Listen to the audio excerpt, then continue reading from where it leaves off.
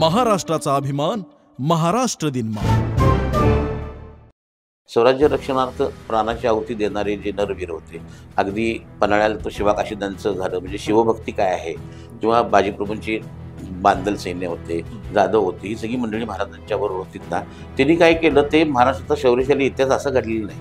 ही जी मंडळी होती, म्हणजे महाराजांच्या बरोबर ही जी मंडळी होती, त्यांचा त्याग पण महत्त्वाचा होता. नक्कीच. हा ट्रेक नाही आहे, हा ट्रेक म्हणून असं नाही. ट्रेक आता एक शब्द आला, सगळ्या पिशव्या पाठीवर घ्यायचा, आणि ते ट्रेक नसून आत्ताच्या पिढीला आपला हा घडलेला जो इथला इतिहास आहे, तो इतिहास कळला पाहिजे. नक्कीच कळला पाहिजे. म्हणजे त्याला कसं आहे की, म्हणजे मी आता बोलतोय आणि शिक्षकांनी सांगितलं म्हणून इतिहास कळत नाही, तर त्यांनी तो अनुभवला पाहिजे. बरोबर. सहजासहजी आहे.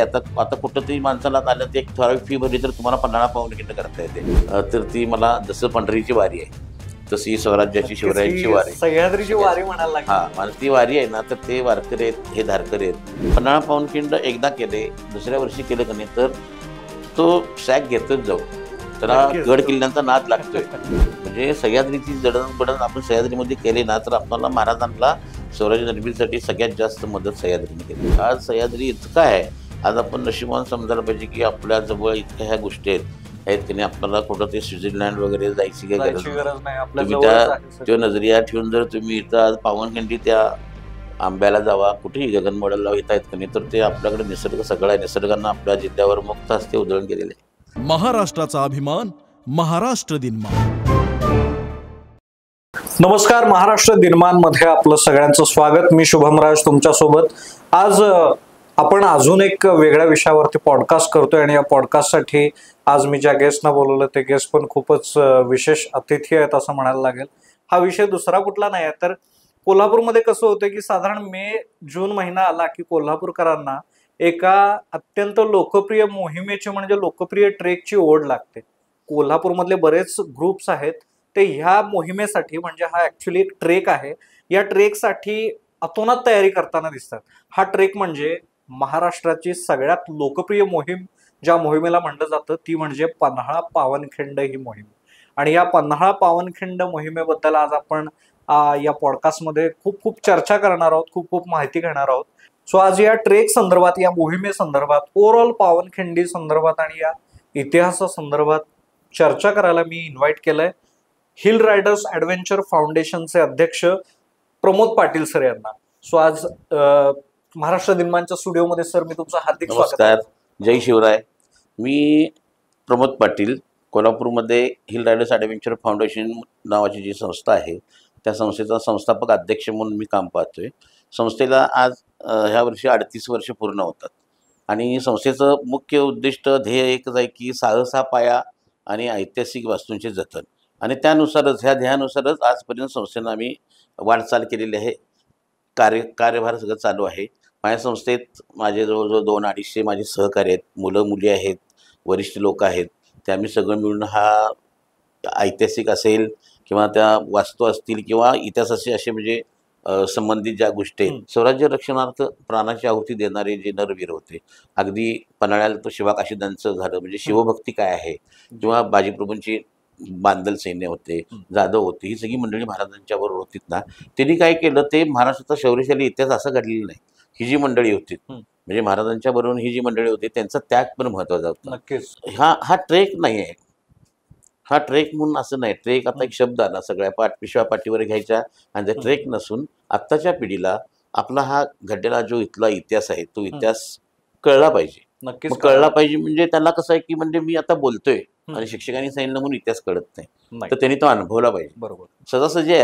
आता कुठंतरी माणसाला आलं, ते एक ठराविक फी भरली तर तुम्हाला पन्हाळा पावनखिंड करता येते. त्यावेळची गोष्ट तशी नव्हती, अवघड होतं. म्हणजे पन्हाळा पावनखिंडला जायचं म्हणजे आता उठलं सॅक घेतली जाणं असं इतकं सोपं नव्हतं. आणि एवढ्या रिमोटमधनं आपण जात होतो ना त्यावेळी. आता रस्ते झालेत. म्हणजे पूर्वीचं मुक्कामाच्या ठिकाणी जरी एखादा आता मुक्काम आहे, मोहीम तिकडून येतं जायचं, तर पाठीवरनं घेऊन जायचं. अवघड आहे. म्हणजे अवघड म्हणजे सह्याद्री आपली आहेच तशी. म्हणजे सह्याद्रीची जडणघडण आपण सह्याद्रीमध्ये केली ना, तर आपल्याला महाराजांना स्वराज्य निर्मितीसाठी सगळ्यात जास्त मदत सह्याद्रीने केली. आज सह्याद्री इतकं आहे, आज आपण नशिबान समजायला पाहिजे की आपल्या जवळ इतक्या ह्या गोष्टी आहेत की नाही. आपल्याला कुठं ते स्वित्झर्लंड वगैरे जायची काही गरज नाही. तुम्ही त्या नजरिया ठेवून जर तुम्ही इथं आज पावनखिंडी त्या आंब्याला जावा, कुठेही गगनबावड्याला जावा, येता येत का नाही, तर ते आपल्याकडे निसर्ग सगळा आहे. निसर्गानं आपल्या जिल्ह्यावर मुक्त हस्ते उधळून गेलेले आहे. पन्हाळा पावनखिंड एकदा केले, दुसऱ्या वर्षी केलं का नाही, तर तो सॅक घेतोच जाऊन. त्याला नक्कीच. गड किल्ल्यांचा नाद लागतोय.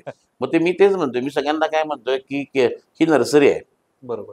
पन्हाळा पावनखिंड ही नर्सरी केजी आहे. नर्सरी आहे. इथनं तुम्ही आपोआप त्याचा मग तो बरोबर. पुढे आपोआप लागतोय, नादाला लागतोय. नाही, आणि आता तेवढं पहिल्या आहे. तर ती मला जसं पंढरीची वारी आहे तशी स्वराज्याची नक्कीच शिवरायांची ही वारी, सह्याद्रीची वारी म्हणायला लागली. हा मला ती वारी आहे ना, तर ते वारकरी आहेत, हे धारकरी आहेत. मग आता मला विचारतात की महिला चालतात काय. रस्ता सुरुवातीलाच ओपन करताना माझ्यावर 4 महिला होत्या. महिला होत्या. इतकं काय हे असं मोठं नाही की हिमालयासारखं मोठी चढाई करायची आहे किंवा ऑक्सिजनची कमतरता आहे किंवा काही वेळ असं नाही. तुम्ही मनी शिवरायांची भक्ती नक्कीच आणि ते सगळ्यात शक्ती महत्वाचं आहे. आणि ते ठेवायचं, आणि कुठल्या उद्देशाने आपण चाललोय ती जर असेल ना, तर तुम्हाला प्रेरणा नक्की मिळणार आणि तुम्ही व्यवस्थित होणार. खरं एक सह्याद्रीमध्ये असेल किंवा इथं कधी अशी एक शक्ती मला जाणवते की ती आहे, नक्कीच. आणि ती चांगल्या भावनेनं गेलं तर तिथं काय गेलं तर तुम्हाला काय होत नाही. नक्कीच. सगळी जबाबदारी त्यांची असते. काळा पावनखिंड ट्रेकला म्हणजे तो काळ असेल 67 जन्माच्या अगोदरचा माझ्या. मग ओके. त्यांनी त्यावेळची गोष्ट सांगितली, तो पण त्यांनी तो ट्रेक केला, हे केला. मग त्यानंतर ते वाटलं की आपण पण जायला पाहिजे ट्रेकला. तर त्यावेळची अशी पोझिशन होती की आता आपण अरेंज करतोय, काही संस्था पण असतात, ते सगळ्या माझे सहकारी आहेत. सहजासहजी आहे. आता आता कुठंतरी माणसाला आलं तर एक ठराविक फी भरली तर तुम्हाला पन्हाळा पावनखिंड करता येते. त्यावेळची गोष्ट तशी नव्हती, अवघड होतं. म्हणजे पन्हाळा पावनखिंडला जायचं म्हणजे आता उठलं सॅक घेतली जाणं असं इतकं सोपं नव्हतं. म्हणजे आता ज्या पद्धतीने आता सुविधा हा उपलब्ध आहेत, तसं त्या नव्हतं. सुविधा त्यावेळी त्या नव्हत्या. सुविधा नव्हत्या आणि शक्यच नव्हतं म्हणजे असं जाणं. बरं. गाईड नव्हते, कोण नव्हते. तर ते त्यावेळी राजाराम कॉलेज असेल किंवा कोल्हापुरातली काही मंडळी किंवा बाहेरची मंडळी, ते पन्हाळा पावनखिंड असं त्या लोकांनी 4-4, 5-5 लोकांनी त्यांनी वैयक्तिक जाऊन ते करत होते, येत होते. म्हणजे त्यांचा आवड होती, त्यांना आनंद मिळत होता, ते करत होते. मग आमचे गुरुवर्य सरांची खूप इच्छा होती. मग ते खूप इच्छा होती आणि ते मला कायम म्हणायचे. मग ते गेले की असं चेष्टेत किंवा असं मला पहिलाच होणार, पाटील बाबा तुम्ही एक काम करा, तेवढं ट्रेकचं करताय, पन्हाळा प्रदक्षिणा अरेंज करताय, कुठे ट्रेकला जाताय, तर पन्हाळा पावनखिंड ही मोहीम सर्वसामान्य माणसाला करता आली पाहिजे. नक्कीच. आणि ती कशी करता येईल बघा, म्हणजे अत्यंत अवघड आहे. ते करत असताना त्यामध्ये तुम्हाला मुक्काम करावा लागेल, काय लागेल, माझ्याकडनं काय मदत होईल मी ते करतो. आणि तुम्ही ते आपण करा, अरेंज करा आणि सर्वसामान्य माणसानं पावनखिंड गेलं पाहिजे. आणि त्यांचा एकच हेतू होता, स्वराज्य रक्षणार्थ प्राणाची आहुती देणारे जे नरवीर होते. अगदी पन्हाळ्याला तो शिवाकाशीदांचं झालं, म्हणजे शिवभक्ती काय आहे, किंवा बाजीप्रभूंची बांदल सैन्य होते, जाधव होते, ही सगळी मंडळी महाराजांच्या बरोबर होतीत ना. त्यांनी काय केलं, ते महाराष्ट्राचा शौर्यशाली इतिहास असा घडलेला नाही.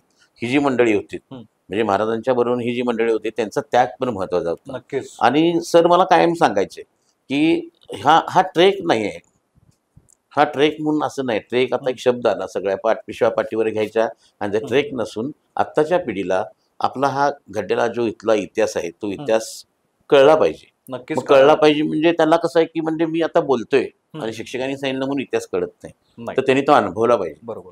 मग त्या अनुभवासाठी काय करायला पाहिजे, तर त्या पदस्पर्शानं पावन झालेल्या भीमेवर ज्या मार्गाने महाराज गेले, आपले मावळे गेले, हे सगळे नरवीर गेले की नाही, त्या मार्गाने गेल्यानंतर त्यांना खरंच एक एक नवीन ऊर्जा निर्माण होईल. नक्कीच आणि तो ती अनुभव त्याच वेळी नक्कीच नक्कीच मिळेल. आणि त्यावेळी ती शिव ऊर्जा त्यांच्या मुलांच्या तरुण पिढीत निर्माण होईल. आणि नक्कीच म्हणजे त्यांच्या जिद्द, चिकाटी, साहस जे काय आहे ते त्या मोहिमेतच सहभागी झाल्यावर महाराजांच्या जयघोष करून गेलं तर त्यांना त्याची खरा इतिहास कळेल. आणि ती लोक काय जगली आणि स्वराज्य निर्मितीमध्ये काय कष्ट होतं की नाही त्याची जाणीव झाल्याशिवाय राहणार नाही. नक्कीच. आणि मग ह्याचा विचार केला आणि आम्ही म्हणलं ठरलं आपण आता करू आपण. मग त्यावेळेचा असाच नोव्हेंबरचा महिना होता, सगळं झालं. तर आपण आत्ता नाही, आत्ता मार्किंगला वगैरे जरा मार्किंग म्हणजे ट्रेकच्या अगोदर ते अरेंज करायसाठी म्हणजे काय करता येईल कधी, तर तो आम्ही मग त्या भर पावसात गेलो. मग आम्ही जूनचा महिना होता, जूनच्या मध्ये गेलो. मग ते जाताना काय करायला लागणार, तर आपण ट्रेकला जाणारी मंडळी होतो, त्यामुळं काय तुटकं मुटकं. आणि ट्रेकला आम्ही त्या काळात असं तरी आता पुण्या मुंबईच्या लोकांच्या सारखं आपल्याला आधुनिकता नव्हती. मग आम्ही ट्रेक म्हणजे ट्रेक बोट आणि असं काय मिळेल ते आपण घेऊन गेलो. तर त्यावेळी ट्रेकला जात असताना ह्यावेळी माझे सहकारी म्हणजे आमचे मार्गदर्शक पण होते, आज नाही आहेत ते, यशवंत बालकर सिने दिग्दर्शक होते, विनोद घोटणे सर आहेत, तर आमचे राजू मिटारी, राजू कुलकर्णी अशी मंडळी होती. आणि माझ्यावर येताना त्यातले काय घोडगे डॉक्टर वगैरे आले नाहीत, खरं आम्ही बाकीची जी मंडळी होतो ते जाताना कौतुक असं आहे, जाताना आमच्या भगिनी होत्या 3-4, त्यामुळे आम्ही पण येणार. म्हणजे ह्या अवघड ट्रेकला मार्किंग करायला जाताना सुद्धा 4 महिला पहिल्यांदा होत्या. त्यामध्ये कुसुम पटेल होती, वैशाली बागलकोटे म्हणून एक होते, विदुला बोकील, हेमा सरवटे, अशा ह्या आणि मोहिनी सरवटे पण एक होते. तर त्या आमच्यावर आल्या आणि ते आम्ही त्यावेळी जायचं ठरवलं. सरांचं दर्शन घेतलं, सरांच्याकडे चहा पाणी घेतलं आणि पन्हाळ्यावरून आम्ही सुरुवात केली. आणि इतकं सोपं नव्हतं असं. गेलो आपण आणि त्या काळात सुद्धा पाऊस जोराचा होता बरोबर. आणि मसाई पठारावर जायचं आणि आम्ही तेवढ्यापुरती येत होतो. खरं ते मसाई पठार पार करायचं होतं. ते आमच्या आयुष्यामध्ये पहिल्यांदा आम्ही ते पार केलं. म्हणजे कशा करता केलं तर मोहीम शेवटपर्यंत पावनखिंडीपर्यंत जायचं होतं. बरोबर. आणि असंच पार करत गेलो तर ते प्रत्येक ठिकाणी मार्ग वेगळे, लोकांनी शेती केलेली होती, तिथं वाड्या वस्त्या असं करत आम्ही ते मजल करत करत एक पाटेवाडी म्हणून गाव आहे. मग पाटेवाडी गावात तर तिथं ते मुगगोळणींचे खोत म्हणून होते. तर त्यांच्या घरी आम्ही पहिल्यांदा राहिलो. जायला पण आम्हाला खूप वेळ झालेला होता. रात्रीच्या 8 वाजले. मग त्यांचा पाहुणचार घेतला, पिठलं भाकरी खाल्ली आणि उरगलं. तर असा ते मार्ग शोधताना सुद्धा तो एक इतिहास होता. आणि अशा रीतीने आम्ही ते 3 दिवस लागले आम्हाला. ओके. आणि 3 दिवसानंतर तो संपूर्ण आमचं ठरलं की आपण आता कुठं मुक्काम, कुठं काय करायचं. आणि ते करत आम्ही शेवट अखेर पावनखिंडीत पोहोचलो. अच्छा. आणि त्यावेळी पावनखिंडीत पोहोचल्यानंतरची आत्ताची पोझिशन आहे ना, ती असं काही नव्हतं. आम्ही एवढं दमून आलेलो होतो तरी दुपारनंतर संध्याकाळी 7-8 वाजले तरी आम्हाला गाडी मिळाली नाही. त्यावेळी लोकच नव्हती. बरं. लोकच नव्हती. धनगर लोक आणि हे लोक इथं नाही. मग एक आम्हाला ती दुधाची वगैरे गाडी येते, त्या गाडीतनं आम्ही मग कोल्हापूरला 10 वाजता आलो. म्हणजे सुरुवातीचं हे तुम्हाला सांगायचा उद्देश काय की असंच झालेलं नाही. म्हणजे आत्ताचा जे मार्ग आहे खडतर होतं आणि सुखरूप झालं असं नव्हतं. आम्ही अक्षरशः बाणाने म्हणजे ऑइल पेनने ॲरो मारत गेलो होतो, कारण का आम्हालाच कळत नव्हतं आपण परत आपल्याला त्या ठिकाणी जायचं. आणि भयंकर दाट जंगल होतं. आता भरपूर फरक पडला त्यामध्ये. दाट जंगल होतं, ओढे तर आहेतच, ते अजून तसेच आहेत ओढे. मग ओढे पण ते पाऊस जसा वाढेल तसा कमी जास्त होते आणि चिखल तर आहेच. म्हणजे चिखल आणि त्याशिवाय त्या ट्रेकची मजा नाही. म्हणजे ते आल्यानंतर असं सहज सोपं होईल असं पन्हाळा पावनखिंडी नाही. ऍक्च्युली अंदाज पण नाही लावू शकत आपण. खरं तर मावळ्यांनी ऊन, पाऊस, वारा, काय जीवन मरण या कुठल्याही गोष्टीचा विचार त्या काळी केला नव्हता आणि त्यावेळी ती खिंड. आणि तो काळ होता. त्या काळी आता आम्ही ज्यावेळी ते मार्किंगला गेलो ते एक वेगळ्यानं घेतो की आम्ही शोध मोहिमेला गेलो की आपण पूर्ण करायचं आहे. खरं ज्यावेळी मावळे गेले त्यावेळी पाठीमग शत्रू होते आणि स्वराज्याची दौलत बरोबर होती, स्वतः छत्रपती, आणि त्यांना घेऊन जायचं. म्हणजे तो काळ वेगळा होता आणि त्यांनी केलं. खरं ते केलं, ते स्वराज्यासाठी केलं, सगळं केलं. तर हे मोहीम झाल्यानंतर मग आम्हाला आल्यानंतर तिथून आम्ही आलो, मार्किंग वगैरे करून आल्यानंतर आलो आणि खऱ्या अर्थानं कळालं की म्हणजे गुळवणे सरांनी आम्हाला काय सांगितलं, म्हणजे असं काय करायचं आहे. आणि ती सुरुवात होती खऱ्या अर्थानं. आमच्या अगोदर लोक ट्रेकला जात होते, सगळं होते. खरं ते ग्रुप 4-5 असे होते. तर ज्यावेळी पहिली मोहीम आम्ही आखली गेली, लगेचच आम्ही आखली जुलै महिन्यामध्ये. त्यावेळीच पहिल्या मोहिमेलाच एक 60-70 लोक तयार झाले. अरे वा. आणि किती सालचं तुम्ही सांगता? हे 86 साली झाले. 1986 साली इतके लोक तयार झाले. आणि ती तयारी झाली. मग ते सगळं नवीन होतं आणि आम्ही स्वतः जाऊन आलो, त्यामुळे आम्हाला कुठे नेमकं लागणार आहे, काय लागणार आहे, असं त्या पद्धतीनं. मग त्यावेळची मोहीम कशी असायची, आम्ही सगळे दुपारी 3-4 वाजेपर्यंत पन्हाळ्याला पोहोचायचो. मग सगळी बाहेरची पण लोक यायचे. आता येतात तसेच पुन्हा मुंबई अगदी ठराविक मोजकी असायची, खरी यायची. मग आल्यानंतर तिथं गुळवणे सरांचं मार्गदर्शन व्हायचं. त्यावेळी शिवाकाशीदांचा पुतळा नव्हता, बाजीप्रभूंचाच पुतळा होता फक्त. मग बाजीप्रभूंच्या पुतळ्याचं पूजन व्हायचं.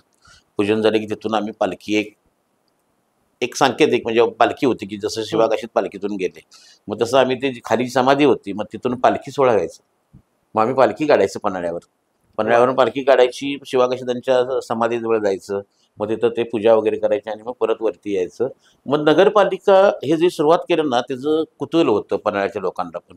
आणि ती पण लोक सगळ्यांनी त्यांनी सुरुवातीच्या काळात असेल, अजून पण ती मदत करतात लोक. पन्हाळ्यातला प्रत्येक घटक म्हणजे सगळ्यांनी त्यांनी मदत, अगदी तहसीलदार असतील, नगराध्यक्ष असतील किंवा स्थानिक लोक आहेत, त्यांना पण ते कुतूहल होतं आणि त्या मोहिमेबद्दल आदर आहे, अजून सुद्धा आहे लोकांना त्या. आणि ते स्वतः मदत करायची. मदत झाल्यानंतर मग आम्ही संध्याकाळचं जेवण व्हायचं. आणि अक्षरशः ती 60-70 लोक असतील, ती 100 झाली, 200 झाली, 250 झाली, असं मोहिमेची लोक वाढत गेली. मग रात्री बसून आम्ही स्वतः ती चपाती, भाजी, उसळ असं पॅक करून सकाळी दुसऱ्या दिवशी सकाळी मोहीम निघायची. बरोबर. सकाळी 5:30-6ला आम्ही मोहीमेवर सुरुवात करायची. मग त्यावेळी सगळ्यांना पॅक लंच म्हणायचं, त्याला ते द्यायचं, म्हणजे बरोबरचं जेवण असं. मग ते पुढे जाऊन मसाई पठार उतरल्यानंतर खोतवाडी वगैरे परिसरामध्ये कुठेतरी बसून ते लोक खायची. शाळा आहे खोतवाडीची एक तिथं, आणि तिथून परत मार्गस्थ व्हायचं. आत्ताच पूर्वीचा ट्रेक आणि पूर्वीची लोक आणि त्यातला फरक एक सांगतो. आम्ही सुद्धा ट्रेक केला, सगळं केला. पहिल्यांदा एका दिवसात आम्हाला मध्ये कुठे एवढी लोक राहायची सोय नव्हती, काही नव्हती, तर पहिल्या दिवशी आम्ही डायरेक्ट पांढऱ्या पाण्यात पोहोचायचो. आणि पांढरं पाणी. पांढऱ्या पाणी आणि भयंकर होतं. म्हणजे आता तुम्ही जे म्हणताय ना, म्हणजे आता अंदाजे 50-52 किलोमीटर ट्रेक आहे. मग त्यातला बऱ्यापैकी 48 किलोमीटर ट्रेक एका दिवसात करायचं. अरे बापरे, म्हणजे पर्यायच आता नव्हता. खरं तर 2 Correct. दिवसात तो ट्रेक हो. केला जातोय 48 किलोमीटरचा. खरं एक कन्फ्युजन आहे सर, की काही काही ठिकाणी ऐकले की 52 किलोमीटर, काही ठिकाणी नाही ना, ऐकलंय हा 48. त्याचं मग ते पण काय सांगतो. exactly? इतिहासामध्ये काय लिहिलं असेल, हम्म. इतिहासामध्ये पण आपल्याला जायला नको, परफेक्शन मग ती काय नको आहे असेल. आता ते काय झाले सांगतो तुम्हाला. आता त्यामधल्या काही काही गोष्टी आहेत ना, की किलोमीटर कमी जास्त हे होण्याचं कारण सांगतो. पूर्वीचा जो रस्ता होता, त्या रस्त्यावर आता काही काही लोकांनी काय केलं की त्यांची जागा असल्यामुळे ती शेती केलेली आहे. मग पूर्वी आम्ही पुरावापार जाताना हा रस्ता आहे ना, तो आता असा असा परत वरतीपर्यंत आला, अच्छा. त्यांच्या घराच्या पलीकडे आला. म्हणजे तिथून एक 100, 200, 300, 400 किलोमीटरवर पण आले. अशा पण पायवाट्या बदललेल्या आहेत. आणि आता परफेक्ट किलोमीटर काढणं वगैरे कसं आहे की काय होते, उतार चढ उतार आणि हे खरं अंदाजे तेवढं आहे. अंदाजे म्हणजे 45 किलोमीटरच्या पुढे 50 किलोमीटरचं एवढं होतेच अंदाज. मग त्या पहिल्या मोहिमेतलं आणखीन एक तुम्हाला सांगतो की ते आल्यानंतर असं नव्हतं की आता आपण जातो एक आता लोक आचारी घेऊन जातो, आम्ही हे घेऊन जातो, तिथं जायचं आणि दमलेलं असलं तरी आपण तिथं मग ते मुलींनी कांदा चिरायचा, हे करायचं, पिठलं भात करून खायचं.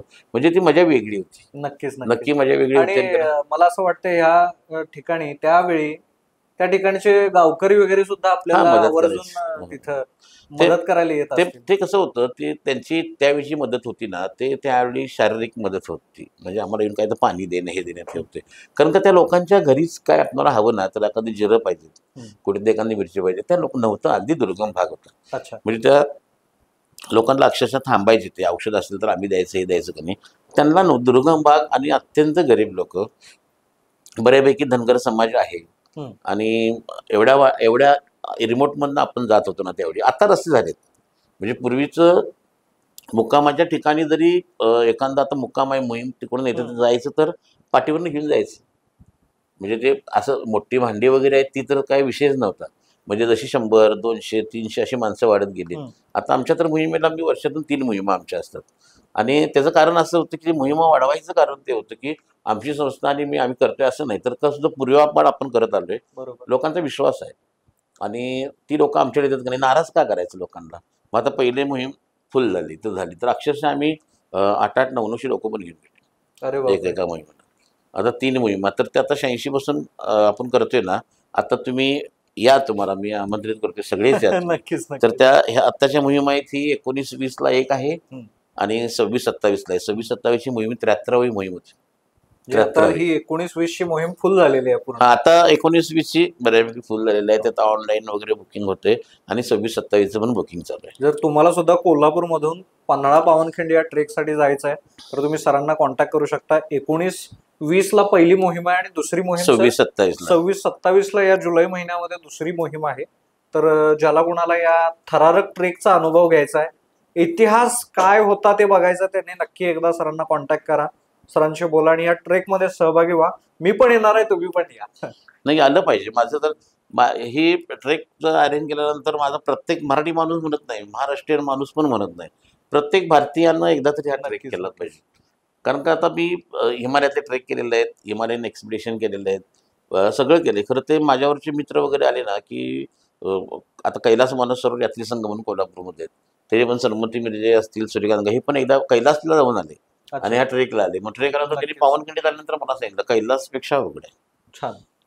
अवघड आहे. म्हणजे अवघड म्हणजे सह्याद्री आपली आहेच तशी. म्हणजे सह्याद्रीची जडणघडण आपण सह्याद्रीमध्ये केली ना, तर आपल्याला महाराजांना स्वराज्य निर्मितीसाठी सगळ्यात जास्त मदत सह्याद्रीने केली. म्हणजे सह्याद्रीचा निसर्ग असेल, हे पाऊस, पर्वतरांगा, सगळ्यांची मदत झाली. आणि आजही आहे. आज सह्याद्री इतका आहे, आज आपण नशिबान समजायला पाहिजे की आपल्या जवळ इतक्या ह्या गोष्टी आहेत की नाही. आपल्याला कुठं ते स्वित्झर्लंड वगैरे जायची काही गरज नाही. तुम्ही तो नजरिया ठेवून जर तुम्ही इथं आज पावनखिंडी त्या आंब्याला जावा, कुठेही गगनबावड्याला येता येत का नाही, तर ते आपल्याकडे निसर्ग सगळा आहे. निसर्गानं आपल्या जिल्ह्यावर मुक्त हस्ते उधळून गेलेले आहे.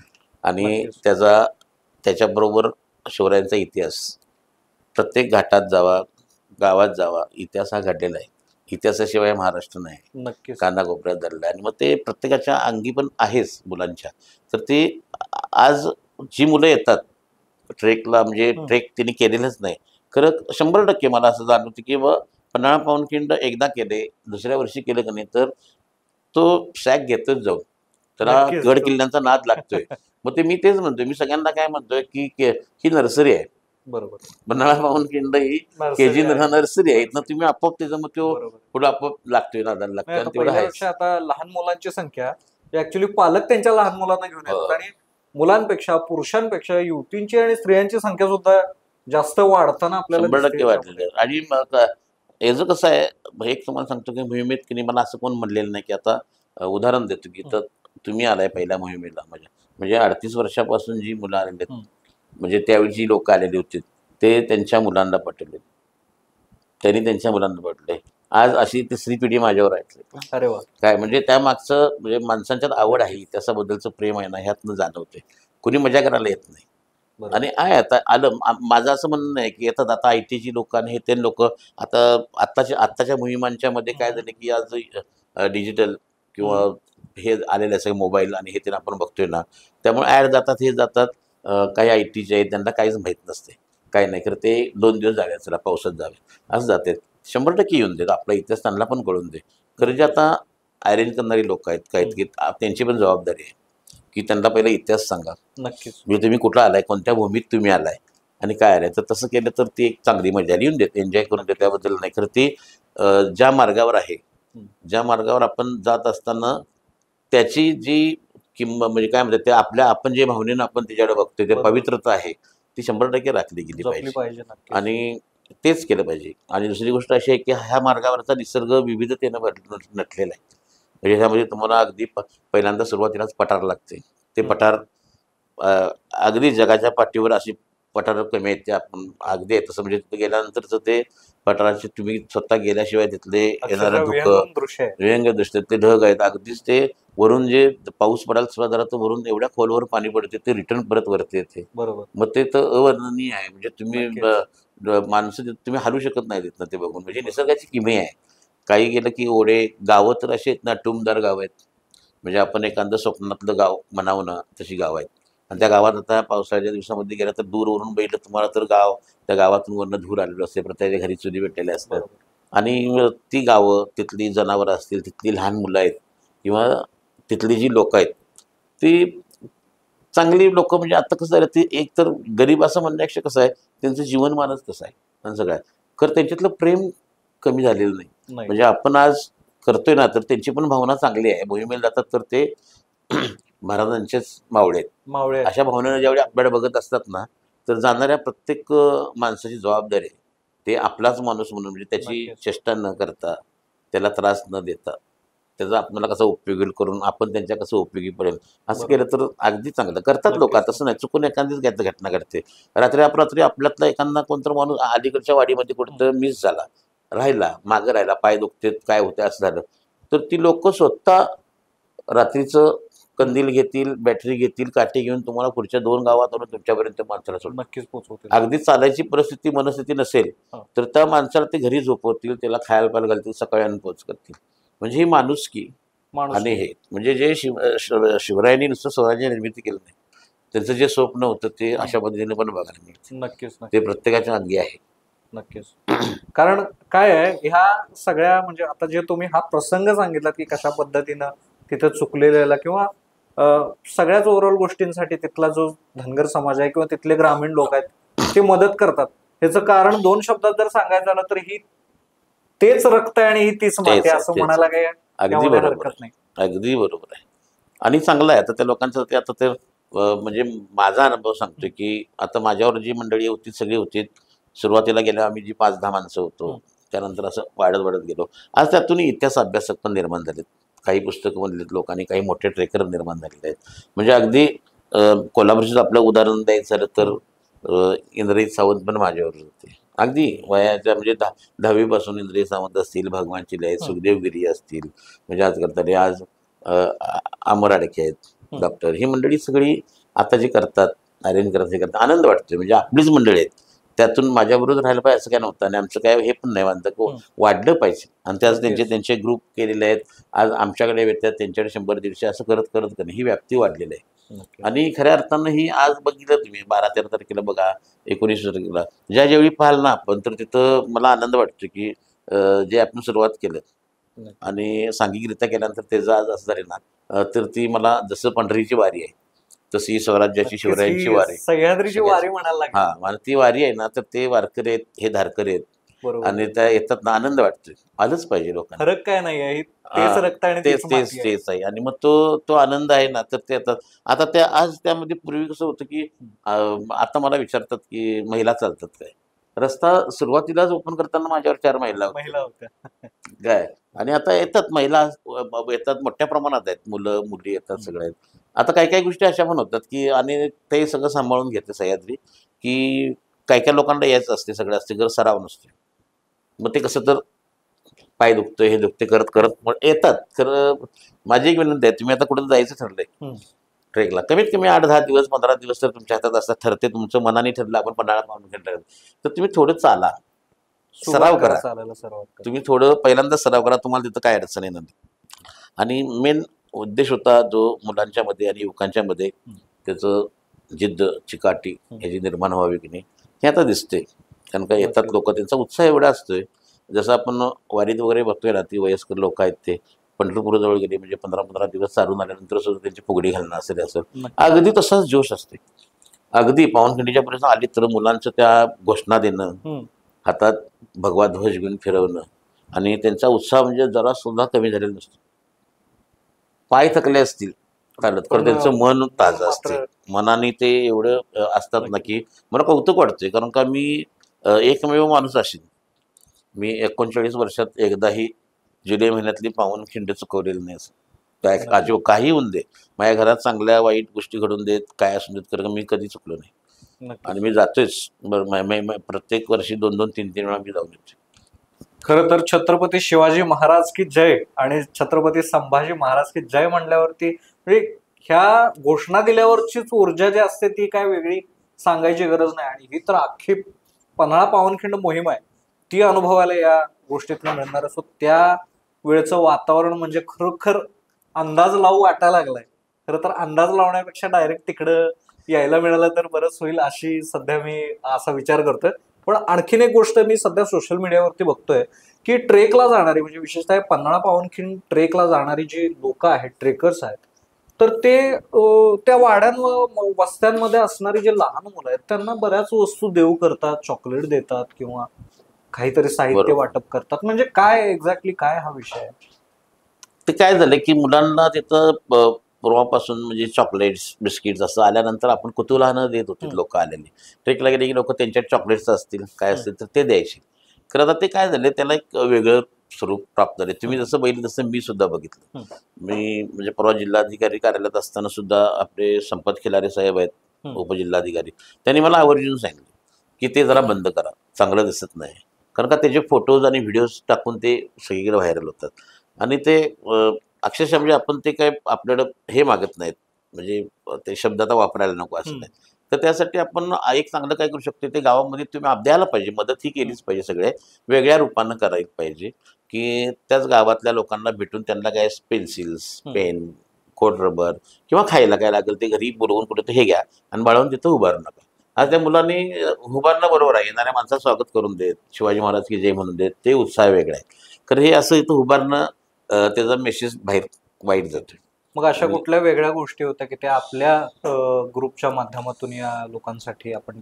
आता काय केलंय आपण करत असताना आम्हाला पण जाणीव झाली. आता सगळ्यात आपण जुनी 8 दिवस गेली 20 वर्ष आपण जिथं आम्ही मुक्काम करतोय, म्हणजे आंबोडे म्हणून गाव आहे. आंबोडे गावामध्ये गेल्यानंतरच त्यांनी आम्हाला असं जाणवलं की आल्यानंतर मामा पेन्सिल द्या, हे द्या, काका हे करा. मग आम्ही ते शिक्षकांना भेटून नेमकं किती मुलं आहेत, त्या मुलांना शैक्षणिक साहित्य काय लागते असं आपण आता तिथं कमीत कमी 4 वाडीमध्ये म्हणजे तिथं देतो आपण. मालाईचा धनगरवाडा आहे, भाततळी म्हणून गाव आहे तिथं आहे. तर अशा ठिकाणी आहेत की नाही, तर आपण शालेय साहित्य देतो त्यांना. आमच्या मित्रांच्या मदतीनं आम्ही रेनकोट सुद्धा दिलेले आहेत. एक भाततळीतल्या शाळेमध्ये आम्ही तिथं ती मुलं बघितलं तिथं लाईटची व्यवस्था होत्या म्हणून आपण कॉम्प्युटर सेट दिला. आणि मागच्याच वर्षी तिथं मुलांच्या मध्ये टॅलेंट आहे, सुप्त गुणांना वाव मिळावं करत त्यांच्याकडे म्युझिक सिस्टीम नव्हती, तर ते आम्ही म्युझिक सिस्टीम पण नेऊन दिली. मग त्यामुळे काय झालं, सगळी एकत्रीकरण आल्यानंतर असं कुठेतरी आपण प्रत्येक संस्थेने काय मदत केलं तर त्या गावांचा विकास पण होईल. नक्कीच. म्हणजे प्रेमानं एखादी गोष्ट चॉकलेट हा. कॅडबरी देऊ करणं हा केलं. पण एक केलं. ठीक आहे, पण ह्याच्या ऐवजी त्यांना काय कुठल्या गोष्टीची गरज हो. लागते त्यांच्या गरजा भागवणं महत्वाचं आहे. अत्यंत. कारण अत्यंत शहरी आणि गावांपासून अत्यंत दुर्गम आणि भागात असलेला माझी पण विनंती आहे, तुम्ही संस्था असून देत किंवा आता ट्रेकला येणारी भरपूर मंडळी असतात, हजारो मंडळी आहेत लोक, आज हे त्यांच्यापर्यंत गेले तर त्यांनी सुद्धा ते इथून पुढे तसं करावं की असं चॉकलेट दिलं हे दिलं तर म्हणजे असं ते एखाद्या बरं वाटत नाही. आपलीच लोक आहेत ती. म्हणजे आता तुम्ही मग अशी म्हणता आपलं रक्त आपली माती, म्हणजे आपलं ते जे जिव्हाळा आहे ना तो, तीच माती आहे, तर तो जिव्हाळा आहे ना तो कायमचा राहील. आणि ते उगाच मग त्यांच्यात पण मुलांच्यात बांधव होण्यापेक्षा त्यांची ती सवय जाईल. आता दुसरंच एक आम्ही असं केलं की संस्थेतर्फेच आपण केले की मला जाणवावं लागलं की 8वी नंतर मुलं शिकतच नाहीत तिथं. 8वी 9वी नंतर मग कुठं हॉटेलमध्ये कामाला जाणं, इकडे जाणं, किंवा काही काही अशा मुली आहेत की त्यांचं शिक्षणाची इच्छा आहे खरं त्यांच्या परिस्थिती नाही. तर आपण संस्थेतर्फे आता गेली 4-5 वर्ष झाली आपण एक 13-14 मुली दत्तक घेतलेल्या आहेत. दत्तक घेतल्या म्हणजे काय, त्यांचं आम्ही सगळं जाऊन करत नाही, त्यांचा शिक्षणाचा खर्च असतोय. आणि काही नाही, एका मुलीला वर्षाला 4-5 हजार रुपये दिले जातात आणि तो आम्ही संस्थेने उचलला. आणि संस्थेने उचलल्यानंतर मग ते आम्हाला काही करायला लागलंच नाही. माझं तुमच्यासारखं म्हणून म्हटलं काय केली, चांगली गोष्ट आहे, मला कोण नाही चला मग ते मी एका मुलगीचं बघतो. असं करत ते 14 मुली आता वेगवेगळ्या फॅमिलीज, आमची मित्रमंडळी, आमचे स्नेही, त्यांनी ते दत्तच घेतल्या आणि ते करतात. ते आता ते जातात सणावाराला जाऊन भेटून येतात, म्हणजे आपल्या मुलगीसारखं त्याला ड्रेस द्या, शिक्षणाचं काय झालं हे झालंय. मग अशी ही कामं सोपी आहेत, आपण सहजासहजी करू शकतो ती. मग आपल्या हिल रायडर्स फाउंडेशन तर्फे, ऍडव्हेंचर फाउंडेशन तर्फे आता बघा इतके सगळे ग्रुप्स आहेत जे 15 पावनखिंड ट्रेक करतात, या मार्गावरती ट्रेक करतात, तर त्या सगळ्यांना येणाऱ्या ट्रेकर्सना आपल्या संस्थेच्या माध्यमातून आपण काय आवाहन तुम्हाला करता येईल, काय आवाहन करू शकता? नाही, आता आव्हान करायचं, सगळ्या संस्था आता बऱ्यापैकी संस्थेचे जे ऑर्गनायझर आहेत ते आपल्या संस्थेशी संबंधितच होते. म्हणजे काही माझे विद्यार्थीच आहेत, सुरुवात ज्यावेळी केली त्यावेळी आपल्याच होते. त्यांना चांगलं माहित आहे काय करायला पाहिजे, काय नाही करता आलं पाहिजे असं आहे. तर आता ते नाविन्यपूर्ण असं काय तर करायला आपण जाणे. थोडक्यात कसं आहे नाविन्यपूर्ण म्हणजे तुमच्या आता ते लक्षात आलं असेल की पूर्वीचं ट्रेक आणि हे ते, आणि मग अशी तुम्हाला मी म्हणलं की हा ट्रेक कशा करताय, तर जिद्द, चिकाटी आणि साहस निर्माण होण्याकरता. मुलांच्या अंगात ताकद निर्माण झाली पाहिजे आणि काय तर जिद्दीनं ती उभारली पाहिजे, मानसिक ताकद. आणि मग ते सगळीकडनं त्यांना येणार ना. असं ट्रेक काय होऊन जाईल, आता माझ्या ह्या वर्षी ट्रेक आहे आले, दरवर्षी प्रमाण झालं तसं नाही. आपण काय तर त्यांना दिलं पाहिजे, त्यांनी पण त्यातलं केलं पाहिजे. कारण का आत्ताची येणारी जी पिढी आहे ती उद्या आपल्या मुख्य आहे, म्हणजे सगळी भारताचे मुख्य नागरिक आहेत ते उद्या, ती काय त्यांच्या हातात आहे सगळं, भविष्य आपलं आहे. तर ते करत असताना आता काय काय मला गोष्टी म्हणजे खटकल्या की हे आले की अमुक एवढे पैसे द्या आणि बॅग गाडीत टाक, वेगळे पैसे असून देत किंवा मी ते फुकट करतील, तर ते रॉंग आहे. म्हणजे अगदी काय म्हणतो, एक 60 वर्षाचा माणूस आहे, 70 वर्षाचा आहे, किंवा कोणतरी अपंग माणूस आहे आणि त्याला यायची इच्छा आहे ना, तर त्याचे बॅग्स वगैरे आपण घेऊन ते चालून देईल. मग आता ते नवीन आले ना, तर हे म्हणजे ठराविक अंतरापर्यंत या ट्रेकर्सच्या बॅग एका गाडीमध्ये जातील आणि ज्या ठिकाणी मुक्काम असेल तिथं त्या बॅग परत मिळतील. मग ती मोहीम, मग ही असं असेल तर ही मोहीम नाही ना. म्हणजे आज यात्रा कंपन्या असतात ना, तसं झालं ते. मग ते 100% करून देत, पर्यटनासाठी चांगलं आहे सगळ्या. खरं मोहीमवीर आणि ट्रेकर्स किंवा हे शौर्य मोहीम वगैरे आपण जे शब्द आपण वापरतो किंवा ह्या मुलांच्या, ह्याला ते लागू होत नाही. आणि मला तर वाटत नाही की म्हणजे मी आता बघितलं कितीतरी लोक आहेत, म्हणजे काही अपंग लोक असतील, काही आले त्यांनी स्वतः बॅग घेऊन जातात आणि करतात, जिद्द आहे. आज अशी पण लोक आहेत की अपंग लोक सुद्धा येतात, अपंग लोक पण येतात. ते आता तुमच्या माहिती करता सांगतो, खेबुडकर सरांनी आपले चेतना विकास मंदिर आहे, त्यांनी आम्हाला विनंती केली होती, तुम्ही आमची काय होत नाही तुम्ही आमच्या मुलांना घेऊन जा. म्हणजे आज मतिमंद मुलांचा एक ग्रुप आम्ही घेऊन गेलो, 2 वर्ष आमच्यावर आलेले. ते सर्वसामान्य माणसाबरोबर ते कसं चालतात ना, सगळं त्रास झाला आम्हाला, तर त्यांना जी मजा आली ना त्यापुढे आमचा काही त्रास नाही. मग या सगळ्यात इतक्या अनुभवातनं काय वाटतंय माणसाला, किती कशा पद्धतीनं फिट असायला पाहिजे या ट्रेकसाठी? नाही, फिट असणं कसं आहे माहिती आहे, आता शारीरिक आणि हे जर म्हणलं तर प्रत्येक जण माणूस चालतोय फिरतोय फिट असतोय. इतकं काय हे असं मोठं नाही की हिमालयासारखं मोठी चढाई करायची आहे की ऑक्सिजनची कमतरता आहे किंवा काही वेळ असं नाही.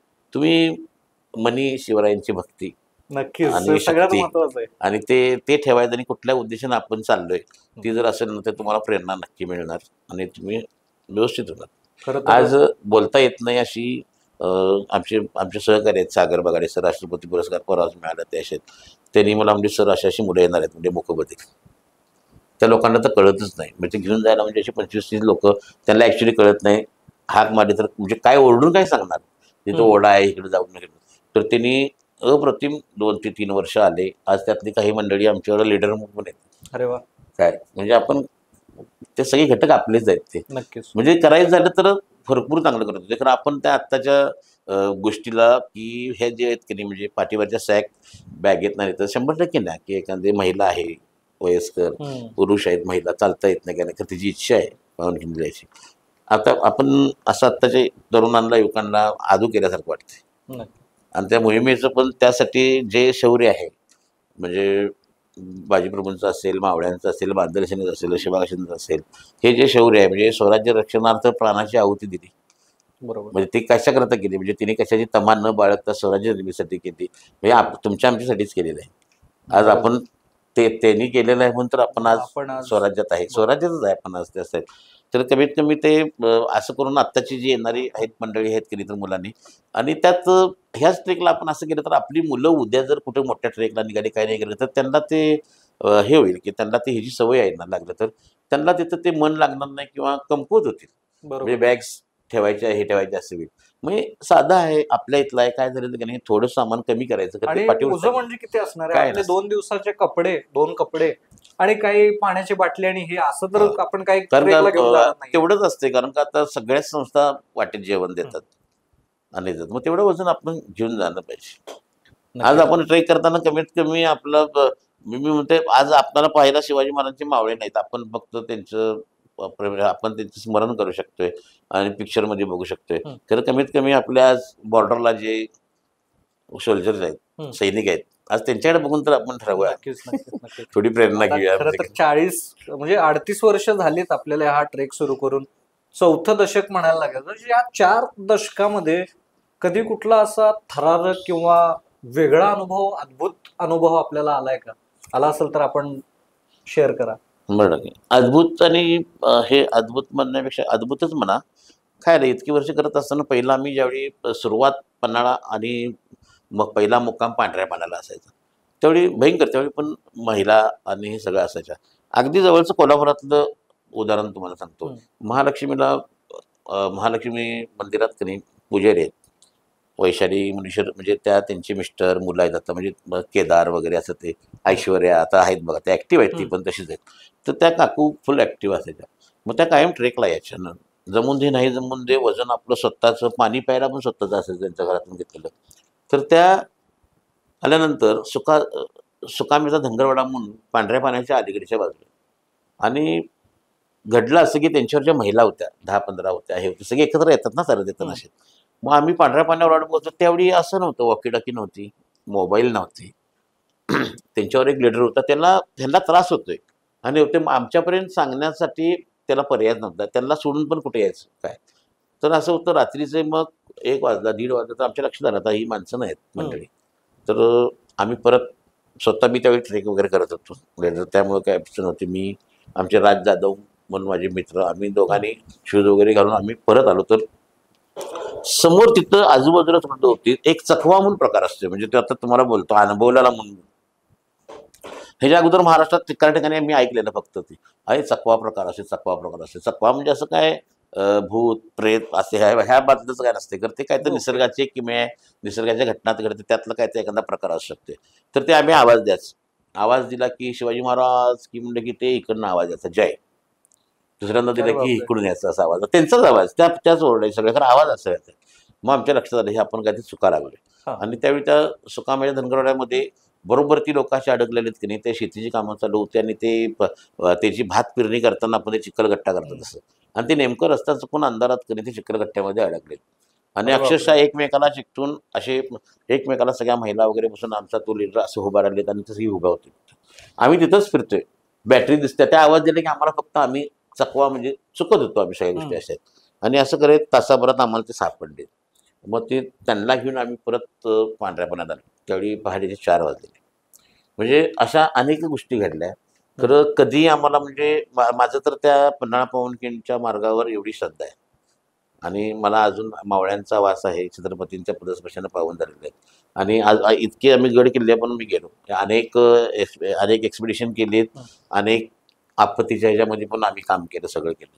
खरं एक सह्याद्रीमध्ये असेल किंवा इथं कधी अशी एक शक्ती मला जाणवते की ती आहे, नक्कीच आणि ती चांगल्या भावनेनं गेलं तर तिथं काय गेलं तर तुम्हाला काय होत नाही. नक्कीच सगळी जबाबदारी त्यांची असते, नक्कीच. चांगली भावना. आणि हे मला चिक्कार वेळा अनुभवलं. म्हणजे आज पन्हाळा पावनखिंड अशा बाकीच्या भरपूर गोष्टी मला अनुभवलेल्या आहेत. त्यामुळं माझी एक विनंती आहे, कधी या कुठल्याही ग्रुपवरून जावा, ट्रेक करा. खरं ते मनी भावना छत्रपतींच्या बद्दल आणि म्हणजे त्यांच्याबद्दल स्वराज्याबद्दलचं प्रेम, छत्रपतींचं प्रेम, आणि ह्या जी लोक आहेत जिने तिथं खरोखर स्वराज्य रक्षणा आपली प्राणाची आहुती दिलेली आहे, पावती दिली. तिथं जाऊन पावनखिंडीमध्ये नतमस्तक व्हा आणि मनापासून अभिवादन करा. कारण म्हणजे का जे ट्रेक पूर्ण करून ज्यावेळी आपण पावनखिंडीत पोहोचतो त्यावेळेचा काय अनुभव असतो? काय असतं की नवीन आलेल्या माणसाला, आता एकेकांना पावनखिंड माहीत झाली सगळी, नवीन ज्यावेळी पहिला मुलगा मुलगी किंवा एखादी कोण आलेले असतात त्यांनी, तर ते मला एक बोलून दाखवलं. एक पुण्यातली एक मुलगी होती आणि शिकलेली होती, चांगली सगळे होते. ते आल्यानंतर मी ऐकलं म्हणजे आजपर्यंत सगळं, म्हणजे महाराष्ट्राच्या टीमनं एव्हरेस्ट क्लाइंब केला, ह्यानं हे केला ते केलं, म्हणजे सगळं ते आनंद काय असतो ते मला म्हणजे त्याच्यापेक्षा 100 पटीने जास्त झालं. माझ्या मनातली क्युरियासिटी होती म्हणजे पावनखिंड आणि ट्रेक काय होतं. आणि तिने जेव्हा ते ट्रेक पूर्ण केला आणि इतकं रडायला लागली, तिला तिला अश्रू थांबेनच. मग तिनं त्यावेळी मला म्हणजे हे जे बघितलं ना मी आत्ता केलं की नाही, हे आता जे मी कष्ट घेतलं की नाही ते काय नव्हतं, फक्त माझ्या मनात एक क्युरियासिटी होती की पावनखिंड काय. म्हणजे असं प्रत्येकाच्या मनी असते, कोण सादर होते कोण नाही करत, तिथं ही जी असतं. आणि पावनखिंडी तुम्ही पण, मी तुम्हाला तेच सांगतो, मी या ट्रेक करून येणारी मंडळी आल्यानंतर का नाही, तिथं जे पावनखिंडीच्या परिसरामध्ये पूजेसाठी जागा अशी केलेली आहे, तर त्या उभारून तिथं आला तुम्ही, एकतर पाणी पडत्याला आवाज असतो जोराचा, आणि मुलांच्या घोषणा आणि त्यांचा उत्साह आहे तसंच असतोय. आणि ते करत असताना तिथं ध्येयमंत्र, प्रेरणामंत्र म्हटलं जाते. त्यांनी कोणी असू दे माणूस, त्याच्या अंगावर काटा उभारल्याशिवाय राहत नाही. आणि ती ताकद आहे. म्हणजे आता ते तिथलं असं कोणी तर म्हणलं इतिहास संशोधकांनी, म्हणजे ते जे आहेत ते तिथलं मातीचं ढेकूळ घेतलं, अजून जरी पाण्यात टाकलं तरी ते रंग म्हणजे रक्त तर हे आहे की नाही, ती खरी परिस्थिती आहे. तर असंच एक वाक्य मला आठवतंय. एक लघुपट होता आणि छत्रपती संभाजी महाराजांनी ते वाक्य बोललं होतं की रायगडाची माती घ्यावी आणि माथ्याला लावावी, अशा पद्धतीची ती पावनखिंडीची माती आहे. आणि त्या मातीतनं मावळ्यांनी मार्गक्रमण करून महाराजांना वाचवलं, आणि बाजीप्रभू देशपांडे असतील आणि अशा बऱ्याच वीरांनी तिथं आपलं रक्त सांडलं, बरोबर. आणि त्या घोडखिंडीला पावनखिंड असं नाव मिळालं. तर या पन्हाळा पावनखिंड ट्रेकसाठी यायचं असेल तर काय काय पद्धतीची तयारी आपल्याला करायला लागते? आता कसं आहे, ट्रेकला तुम्ही येणार त्यावेळी एक तर शूज, आता हा रूट वेगळा आहे. ह्या रूटमध्ये चिखल, पाणी, ओढ्यातून जायला लागते, तर शूज एक चांगले असावेत. कारण का पाऊस पडून आता भरपूर, म्हणजे आत्ता जराचा दरवेळी होते, हा जुलै महिना आहे, त्याच्या अगोदर पाऊस पडतो. काही रस्त्यांचे वापर झालेले नसतील तर ते काही दगडांच्यावर शेवाळ निर्माण झालेली असते, तिथं पण पाय घसरण्याची शक्यता असते. आणखीन चिखल इतका असतोय त्या शूज पण असे घट्ट, म्हणजे चांगले आपले स्वतःचे पाहिजेत. आणि ते शूज घेताना प्रत्येकाला सांगतो की शूज उद्या ट्रेकला जाणार आणि आज शूज घेऊ नका. शूज तुम्ही घ्या, अगोदर 15-20 दिवस वापरा, तर शूज चावतात, ते लागणे म्हणतो की नाही प्रकार ते होते. आणि ते ऐनवेळी काही जखम झाली काय झाली तर संपूर्ण आपण पाण्यातून असतोय. ते एक गोष्ट आहे. वाट पिशवी जी आपण म्हणतो, म्हणजे सॅक ती चांगली असावी. म्हणजे ट्रेकला जाणार मुकच कोणाला मागून घ्यायची, तात्पुरती घ्यायची नको. सॅक चांगली असेल तर अजिबात म्हणजे आपण तुम्हाला कितीही चालत त्रास होत नाही. पाण्याची बॉटल बरोबर असावी, टॉर्च बरोबर असावी, त्याचे एक्स्ट्रा शेल असावे, म्हणजे पावसाच्या ह्याच्यात काय होईल. अगदी कॅमेरा तुम्ही घेतला फोटो काढायला तर ते कॅमेरा पण असं क्लायमेट असते, इतकं थंड असते की नाही, ते कॅमेऱ्याचे शेल सुद्धा गारटले जाते. जे आपण एक्स्ट्राचे कपडे घेणार आहे, म्हणजे तिथे गेल्यानंतर तुम्हाला बदलायचे आहेत काय, तर ते सॅकमध्ये असेच न टाकतात, ते प्लॅस्टिकच्या पिशवीमध्येही टाका, ते पॅक करून घ्या. कारण का तुम्ही संपूर्ण भिजताय ट्रेक करताना, आणि तिथं गेल्यानंतर परत ते त्यातले कपडे म्हणून वरची सॅक भिजल्यानंतर आत ते भिजलेलं असते. स्वतः जाताना निसर्गाची हानी होणे म्हणून असे कुठलेही पदार्थ घेऊ नका की ते तुम्ही खायचं आणि त्याचे रॅपर किंवा ते प्लॅस्टिक्स काय असेल ते तुम्ही निसर्गात टाकशीला, घेऊ नका. तुम्ही घेताना डबे घ्या, ते डबे तुम्ही परत आणा. बरोबर. दुसरी गोष्ट, तिथं आता मिळते खायला, सगळं अडचण नाही, जितकं घेता येईल तेवढं. तुम्हाला जर माहीत असेल तर काही औषधं मिळाली तर औषधं घ्या, कारण का ते जेवढी म्हातारी मंडळी आहेत तिथं गावातली लोक आहेत, तर प्रत्येकाला कुणाला काही ना काही तर प्रॉब्लेम असतोय. म्हणजे बाबा एक कुणाला ताप आहे, कुणाला पोट बिघडले काय असेल तर आपण तुम्ही तेवढं दिलं तर तेवढी सेवा होऊ शकते.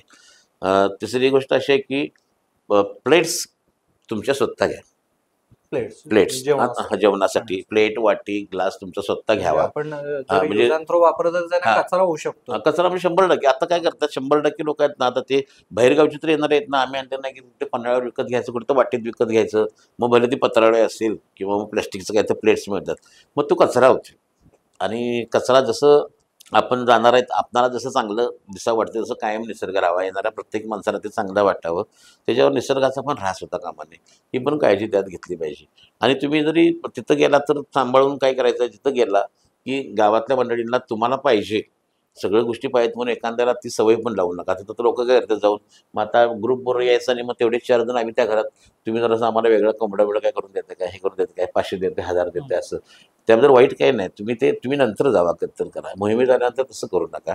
त्या लोकांना त्या सवयी लागतात. आणि काही काही लोक मग ते एवढं भांडं घेतलं की नाही, आता काही काही चांगली लोक आहेत ती जर त्यांना ते पैशाची सवय लागल्या, मग ते रात्री कोण असं चुकूनच काय आलं की नाही मग 500 द्या 1000 द्या असं व्हायला नको आहे. आणि एवढं जरी सांभाळलं की, आणि तुम्ही थोडीफार तुमचं चालणं असून दे, अंगावर एक रेनकोट घेताना जॅकेट बिकेट घेण्यापेक्षा पातळ रेनकोट घ्या, कारण का पाऊस जोराचा असतोय आणि ते जॅकेट्स वगैरे घेतलं तर तुमचं वजन तुम्हालाच पेरायचं असतं, त्यामुळे रेनकोट चांगला कुठं काढून ठेवला की नेत्र होतोय.